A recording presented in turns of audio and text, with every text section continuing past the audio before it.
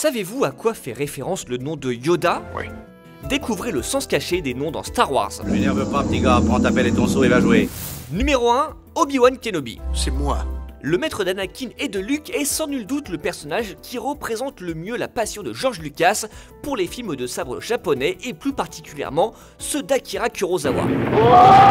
En japonais, le mot obi évoque la ceinture servant à maintenir fermé un vêtement et semblable à celle que porte d'ailleurs le personnage. Quant au mot ken, il signifie épée ou sabre. George Lucas a même failli pousser la référence encore plus loin puisqu'il a proposé le rôle d'Obi-Wan à Toshiro Mifune, l'acteur fétiche d'Akira Kurosawa, qui l'a refusé au même titre que celui de Dark Vador. Votre manque de foi me consterne. Numéro 2, Jedi. Mais tu n'es pas encore un Jedi. Nouveau clin d'œil du créateur de Star Wars à la culture japonaise, le mot qui désigne les chevaliers œuvrant pour la paix dans la galaxie est dérivé de Jidaigeki, qui caractérise un genre théâtral ou cinématographique consacré à des histoires se déroulant dans le Japon médiéval. Numéro 3, Chewbacca. Le nom de notre ami Wookie est issu du mot russe Sobaka, qui signifie chien. Et c'est normal, puisque c'est en observant son propre chien, un malamute d'Alaska constamment installé sur le siège passager de sa voiture, que George Lucas a eu l'idée d'offrir un copilote poilu à Han Solo. Après, on ne sait pas s'il poussait les mêmes cris. Ça, je ne crois pas. Numéro 4, Yoda. À moi. Pour décrypter le nom du vénérable maître Jedi, il existe deux possibilités. Soit Yoda provient du mot hébreu Yodéa, qui signifie celui qui sait, soit il est issu du mot sanskrit Yoda, qui signifie guerrier. Un grand guerrier. Dans les deux cas, cela semble plutôt bien correspondre au célèbre personnage que George Lucas avait initialement pensé à prénommer Buffy. Et là, forcément, on imagine des choses.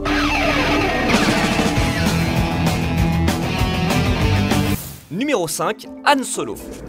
Han est la forme ancienne du prénom John par l'intermédiaire de l'hébreu Yehohanan qui signifie Dieu pardonne. Tout ça, c'est des trucs minables, c'est du flan. La traduction française de Han en Yann dans la VF de l'épisode 4 reste ainsi conforme à cette étymologie. Je suis Yann Solo. Quant à Solo, il pourrait venir du latin solus qui signifie seul.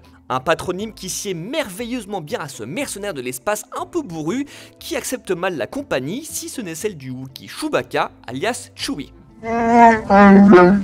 Oh vieux Chico, t'as bien raison. Numéro 6, Luke Skywalker. Je suis Luke Skywalker, je viens à votre secours. Prénom biblique dérivé du grec Lokos et du latin Lux, qui signifie brillance et lumière, Luke correspond parfaitement au côté clair de la force qu'incarne le personnage. Quant au patronyme de Skywalker, marcheur céleste en français, peut-être est-il ici pour rappeler le talent héréditaire du jeune héros pour le pilotage. A noter que dans les premières versions du scénario de la Guerre des Étoiles, Skywalker devait s'appeler Starkiller qui veut dire tueur d'étoiles, mais ce nom représentait un vrai spoil pour la fin du film. Numéro 7, Anakin. Annie? Le nom Anakin fait quant à lui allusion à un groupe de géants appelé Anakim dans l'Ancien Testament. La hauteur du personnage et son aura sombre le mettent en relation avec cette origine à plus d'un titre. Je deviendrai le Jedi le plus puissant qu'il y ait jamais eu. Numéro 8, Padmé Amidala. Je refuse de cautionner une escalade qui nous mènerait à la guerre.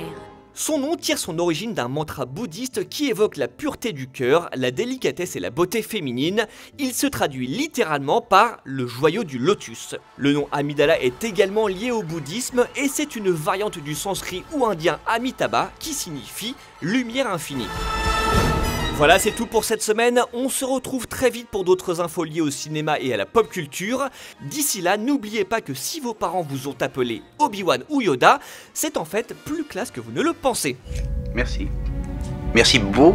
Si vous pensez qu'un seigneur Sith c'est le roi d'internet, cette vidéo est faite pour vous. Voici le sens caché des noms des seigneurs Sith dans la saga Star Wars. Numéro 1, le mot Dark ou Darth. En règle générale, c'est le maître Sith qui choisit le nom de son étudiant, ce qui témoigne d'une forte relation entre eux. Deviens mon apprenti. Et ce nom se compose d'un pseudonyme propre à chaque apprenti qui reflète les passions révélées au cours de son initiation, précédé du mot Dark qui signifie sombre comme vous vous en doutez même sans avoir fait anglais LV1. Les fans de la saga interprètent les versions originales du mot Dars comme une contraction de Dark et de Death, soit sombre et mort en français, et d'après George Lucas, cette dénomination commune fait référence à l'utilisation du mot sœur qui désigne dans la langue anglaise des chevaliers venant d'être anoblis. Les apprentis Sith s'octroient donc un titre de noblesse lorsqu'ils deviennent des serviteurs du côté obscur. Numéro 2, Dark Maul.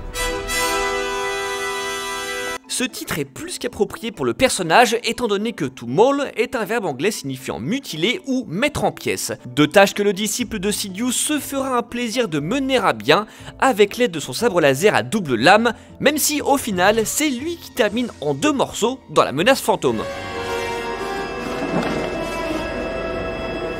Numéro 3, Dark Vador.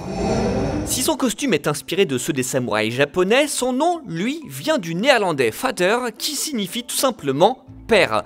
Ce qui laisse penser que tous les spectateurs des Pays-Bas se sont fait spoiler la révélation de l'Empire contre-attaque au début de l'épisode 4.